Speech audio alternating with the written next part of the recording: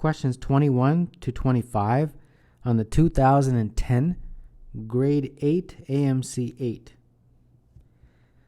Hui is an avid reader. She bought a copy of the bestseller Math is Beautiful. On the first day, Hui read 1/5 of these pages plus 12 more. And on the second day, she read 1/4 of the remaining pages plus 15 pages. On the third day, she read 1/3 of the remaining pages plus 18 pages. She then realized that there were only 62 pages left to read, which she read the next day. How many pages are in the book? On day 1, she read 1/5 of the pages plus 12, where X represents the total number of pages in the book.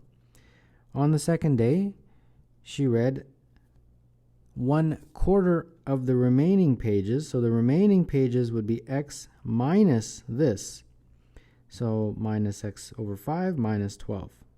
And in addition to that, she read an additional 15 pages. So plus 15. Let's just simplify this. This will become 1/4.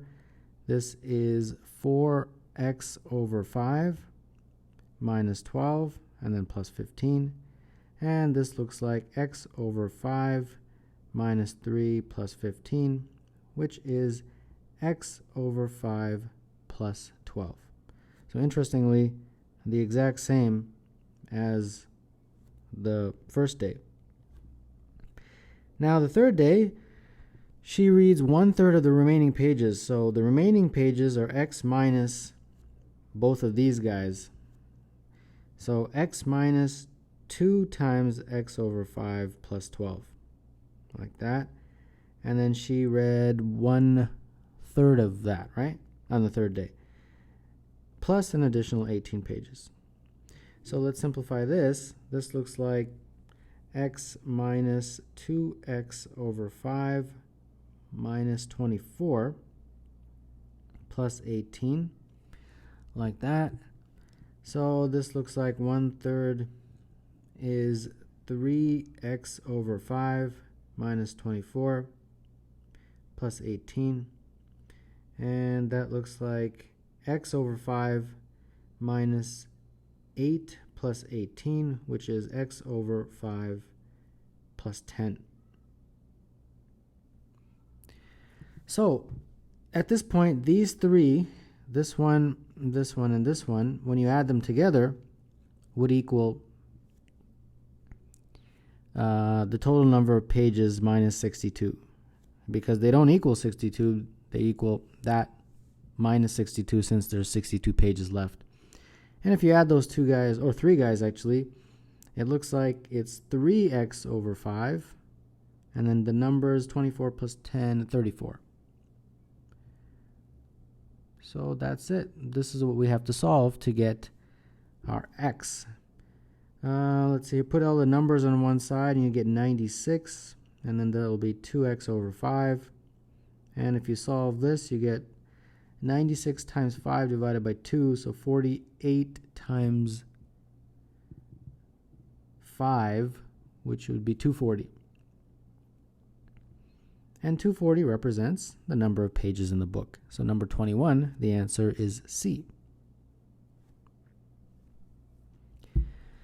The hundreds digit of a 3-digit number is 2 more than the units digit. The digits of the 3-digit number are reversed, and the result is subtracted from the original 3-digit number. What is the units digit of the result? This question can be done in a couple ways. The first is just to choose some numbers, but I'll do it in the more scientific way, I guess, whatever.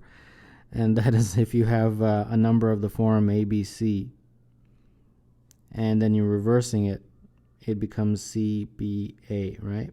Like that. And they give you a little bit of a clue that the hundreds digit, which in this case was A, is equivalent to C plus 2. All right? So if we expand these are numbers, right? So what they really are is 100A plus 10B plus C. And this number here is really 100C plus 10B plus A. And we have to subtract these because that's what they're saying. You take this these two numbers and subtract them. If you do, the b's cancel actually. It actually becomes 100a minus a plus 10b minus 10b plus c minus 100c. And the b's cancel, so that just leaves you with 99a minus 99c. If you factor out the 99, you get left with just a minus c. Now, going back to that, if you look at that, you'll see that a minus c is equal to 2. So substitute that in here, and you get this, which is 198. So the units digit of that is obviously 8. So number 22, the answer is E. Semicircles POQ and ROS pass through the center of circle O. What is the ratio of the combined areas of the two semicircles to the area of the circle O? So the ratio of the two semicircles obviously is one circle, so that's pi r squared, small r. And then the other component to the ratio is the area of the circle O, which is the large circle, so I call it pi big R squared. And that's it. If I can get the two radii, I'm done, because the pi's just cancel. So the small radii, that's pretty straightforward, because the diameter is going from -1 to 1 on the x-axis, so the diameter is 2. So if the diameter is 2, then the radius is 1. So this is just 1 squared. Now, the large circle, we have to use Pythagoras, I believe. If I draw a line from the center to that point Q, that represents big R.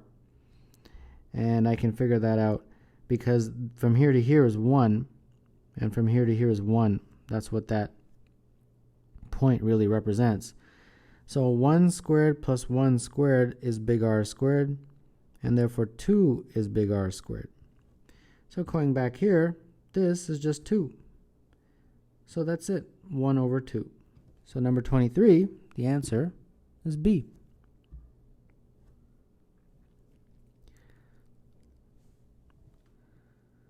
What is the correct ordering of the three numbers 10 to the power of 8, 5 to the power of 12, and 2 to the power of 24?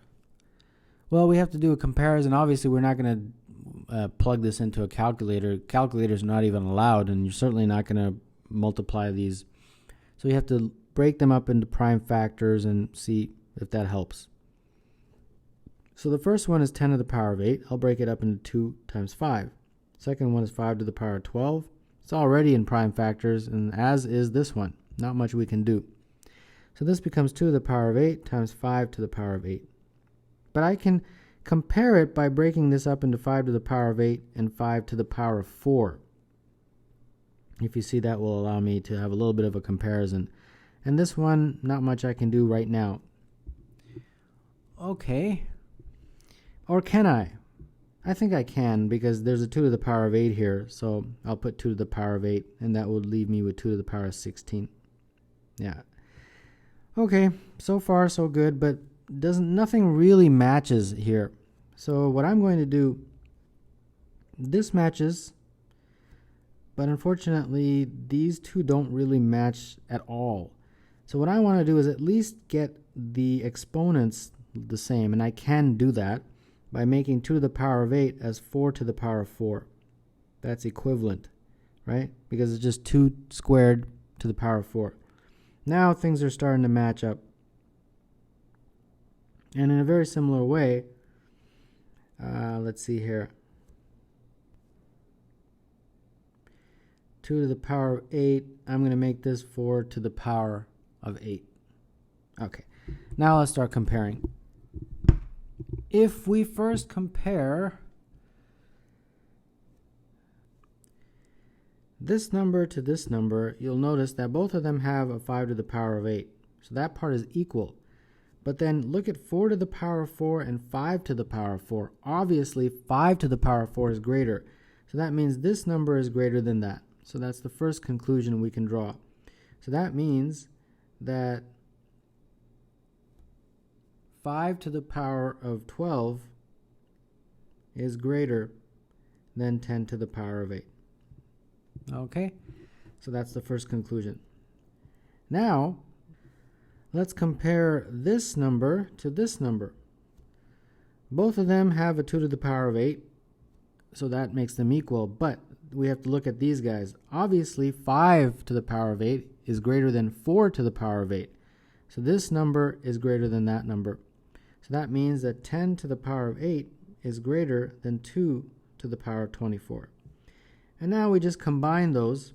If you combine these, it looks like 2 to the power of 24 less than 10 to the power of 8 less than 5 to the power of 12. And that's it. So number 24, the answer is A. Every day at school, Joe climbs a flight of 6 stairs. Joe can take stairs 1, 2, or 3 at a time. For example, Joe could climb 3, then 1, then 2. In how many ways can Joe climb the stairs? The steps can be either 1 step, 2 step, or 3 steps. And then I'll write the number of combinations here. So let's discuss this. If all of the steps are 1 steps, then obviously there's no steps that involve 2 stairs and no that involve 3. So how many ways can this be done? Well, it's just one way, right? It's just basically 1, 1, 1, 1, 1, 1, like that. He takes 6 steps in a row, each of them covering 1 stair, right? That's it. Now, what about if we have 5? Can we do this? Well, if we take 5 steps that are 1 stair each, the 6th step also has to be 1 stair. So this doesn't really give us anything new. This is, pointless. What about 4? That means the other step has to cover 2 stairs. So there's got to be 1 of those guys and 0 of these. How many of these can we have? Well, it's a scenario like this: 1, 1, 1, 1, 2. Or you can have 1, 1, 1, 2, 1. Or 1, 1, 2, 1, 1. 1, 2, 1, 1, 1. Or 2, 1, 1, 1, 1. Right? These are the possible ways that he can do this. And there's 5 of those. All right? This is basically our process. What if the number of 1 stair steps is 3? Well, he's got to cover the next 3 stairs in one step that involves 3 stairs, right? So there's 0 of those 2 stair steps. How many ways can we do that? Well, you can have 1, 1, 1, 3. Or you can have 1, 1, 3, 1, 1, 3, 1, 1, 3, 1, 1. So there's 4. Now we're down to 2. If there's 2 of those guys, there's got to be 2 of these guys. 0 of these. Okay? So now how many ways can we do that? Okay, 1, 1, 2, 2. 1, 2, 1, 2. 2, 1, 1, 2. 2, 1, 2, 1. 2, 2, 1, 1. And 1, 2, 2, 1. So these 6 ways. Now if we have 1 of these guys, 1 of these guys, and 1 of these guys, that will work. That would basically be a scenario of 1, 2, 3. And this has the following variations: 3, 1, 3, 2, 3, 1, 2, 3, 2, 1, 2, 1, 3, or 2, 3, 1. And one of these is in the question. It's this one. 3, 1, 2. 3, 1, 2. This guy is in the question, just as an aside. So there are 6 of those. And then we're almost done here. Now we're down to 0. If you have 0, this has got to be 3 and 0. And there's only one way of doing that. That's just 2 steps, then 2 steps, then 2 stairs, and then 2 stairs, and then 2 stairs. And then the very last one is 0, 0, and 2. So that's just taking 3 stairs and then 3 stairs. And there's only one way of doing that. So now we have to add up these guys. And if you add all these up, you get, let's see here, 3 plus 9 is 12. 12 plus 12 is 24. So therefore, number 25, the answer is 24, which is E.